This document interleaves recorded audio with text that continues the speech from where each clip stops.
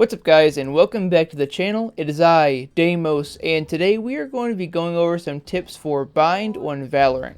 Bind is the one with the teleporters if you needed a quick refresher, and it's also the map that I think requires the most communication and coordination due to its size, the amount of angles both sides have on their disposal, and obviously the teleporters that can quickly change the pace of the round. So with this talk about the teleporters, let's cover those first, as the teleporters are going to be a common theme in the map. The teleporters would teleport anything. Viper poison, teleports. Sova's drone, teleports. Bullets, teleports. Players, definitely teleports. This information is crucial to know, and people ask me in game plenty of times, you can teleport that? Yes, you can, and sometimes it's a good idea. If you're a Viper and someone just took the teleporter, send a poison vial their way. If the enemy is a big fan of using the teleporter in the middle, Sage can put a wall up quickly to block sight from that teleporting player, and you can hold them there until the wall breaks. And if you really want to teach them a lesson, or if multiple enemies have taken the teleporter and are walled off, have Brimstone call down his orbital strike. However, the teleporters can be a way to quickly change sites if needed, although this may not work for a fake B-Rush A plant, as the defenders will more than likely be able to rotate around in the same amount of time it takes you and your team to reach the site from the teleporter, so keep these things in mind and use the teleporters accordingly. Now, in my Haven video, we talked about the importance of rotating on time and quickly, and those rules are even more important on this map. Even though it's small in size, it has very defined rotation avenues, and it's a generally frag-heavy map. Pushes will generally leave the map in either the attacker or defense side very quickly into the round. This means that generally when a site is being pushed, most action will happen very quickly, and you'll be more than likely be caught rotating late and picked because retake on this map is very difficult due to many angles and elevated positions.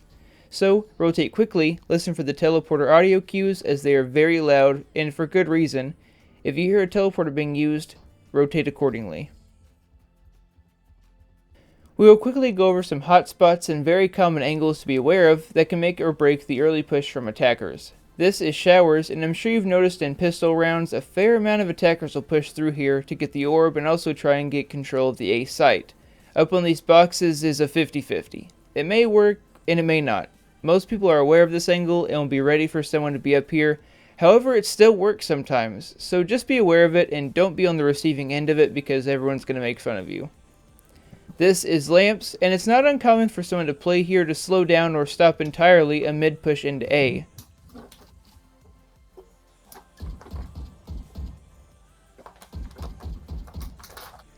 This is heaven, and more than likely where the operator user will live for most of the game. Once they get their hands on the sniper rifle, be ready for them to have complete visibility over the A site. I find the best way to handle this is to push down, mid, and bathroom at the same time. Someone will get picked, but the one who didn't needs to get the cleanup, or this spot can easily shut down an A push or delay it until the other defenders arrive. Now let's move to the B site. The B site is actually a very popular site. This is Hookah, and boy do the attackers get bunched up in here. From what I've seen, 100% this is the most common entrance into B. The best way to counter this is setting up a crossfire from this corner and this entrance to what's known as elbow. This is B long, and this actually isn't a horrible way to push B. However, an operator rifle in this long corridor will cause some issues.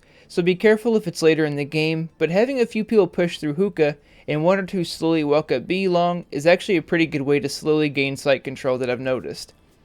Now, my last tip is going to be on characters that I think are best for Bind, and this is just my opinion, what I've seen, could change, could not, whatever. But I would recommend a Phoenix, Cypher, Brimstone or Raz, Sage, a Viper, or an Omen.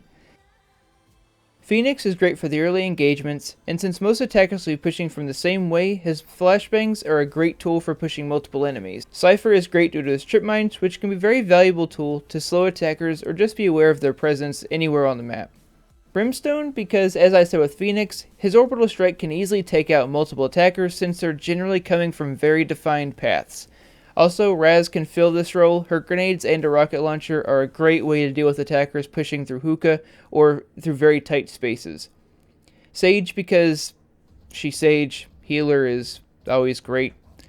Viper is great for setting up sites and blocking sight lines and creating choke points, and Omen is great due to his mobility, but also his clouds that block vision and sound are great choices for creating some chaos in tight spaces, which is pretty much this whole map. Alright, I hope you guys enjoyed this video and got some use out of it. I plan on making a split video, but I'm actually having a really hard time thinking of tips for the map since it's a very straightforward map. But whenever I finally get all that done, you guys will definitely see it. Let me know down below your favorite map on Valorant, and I'll see you guys in the next video. Peace.